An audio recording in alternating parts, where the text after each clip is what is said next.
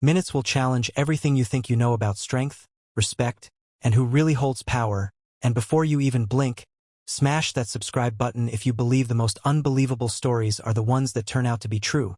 Because this is the kind of story America can't stop talking about.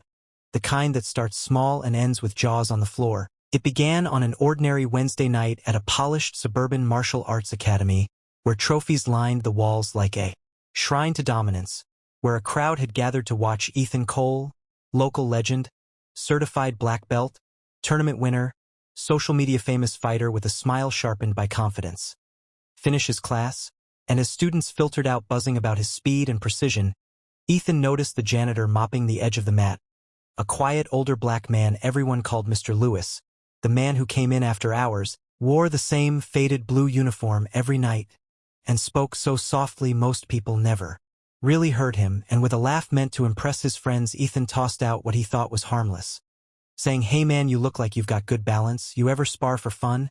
And the room chuckled because it sounded like a joke, because the idea of the janitor stepping onto the mat with the Academy's star fighter felt absurd, and Mr. Lewis paused, leaned on his mop, studied Ethan with eyes that were neither offended nor amused but deeply measured, eyes that had seen decades pass, and after a moment he said quietly, "For fun is a dangerous word, son, and that should have been the end of it, but ego has a way of leaning forward when wisdom leans back," and Ethan grinned wider, pushed further, saying, "Come on, just light sparring, no pressure, we'll keep it friendly, I'll even go easy," and a few students lingered, phones already half raised, sensing something viral, sensing entertainment, and Mr. Lewis sighed, set the mop aside with a care that felt ceremonial, removed his gloves slowly, and said, "If we do this, we do it clean," and something in his voice shifted the air, something calm and anchored, and suddenly the laughter thinned. Ethan shrugged, still smiling, motioned him onto the mat, and the coach hesitated but allowed it, setting rules, light contact, controlled pace, and as Mr. Lewis stepped barefoot onto the mat,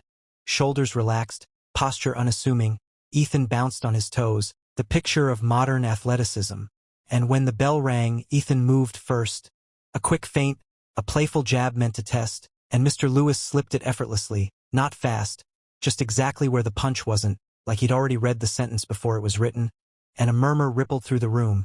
Ethan laughed it off and tried again, a combination this time, sharper, faster, and again Mr. Lewis wasn't there, his footwork minimal, economical, his hands low, not guarding in the way textbooks teach, and that's when Ethan's smile tightened because something felt wrong, like swinging at smoke that had weight, and he pressed harder, forgetting the fun, letting pride take the wheel, throwing a kick that would have floored most people. But Mr. Lewis stepped inside it, tapped Ethan's standing leg with 2 fingers, and Ethan stumbled, catching himself before falling, heart thudding, and the room went silent, because that wasn't luck. And for the first time Ethan looked at Mr. Lewis not as a joke, not as entertainment, but as an unknown and unknown scare. Champions more than rivals, so Ethan reset, nodded, and came in with real intent, and what followed wasn't flashy. No flying kicks, no cinematic spins, just a masterclass in control, because every time Ethan attacked, he found himself redirected, off-balanced, gently guided into positions where he could have been hurt but wasn't, sweeps that stopped inches short, grips that locked joints without pressure, and with every exchange Mr. Lewis whispered things only Ethan could hear. "Slow down, breathe, feel where you are." And the words cut deeper than strikes, because they revealed that Mr. Lewis wasn't reacting. He was teaching, and frustration boiled over.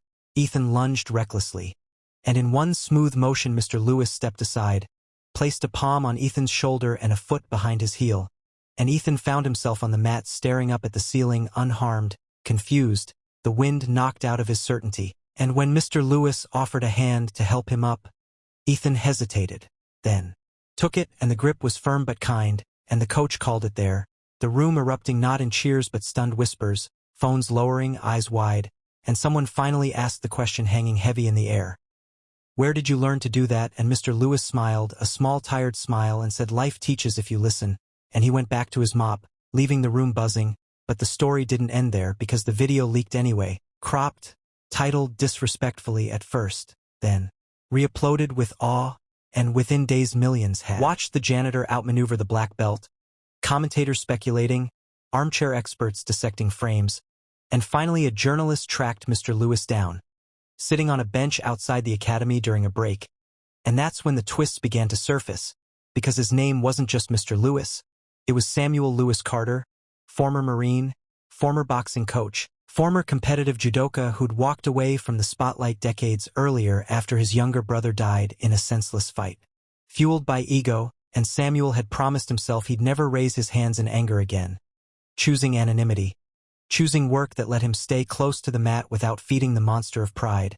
And as the story spread, public opinion shifted, not just about Samuel, but about Ethan too, because instead of lashing out, Ethan sought him out, apologized publicly, asked to learn, and in a moment that went just as viral, the champion bowed deeply to the janitor, acknowledging him as teacher, and the academy changed, classes opening with a reminder that belts measure time, not wisdom, that strength without humility is just noise, and Samuel began teaching quietly again, not for fame, not for money, but for the few who listened, and months later when Ethan stepped into a national tournament, sharper, calmer, fighting not to dominate but to understand, he credited Samuel Carter for saving his career and maybe his life, and when asked why he accepted the spar in the first place, Samuel said because sometimes the lesson must be felt to be learned, and the internet moved on as it always does, but in that gym, every mop bucket rolling across the floor sounded like a reminder that greatness often wears uniforms we refuse to see,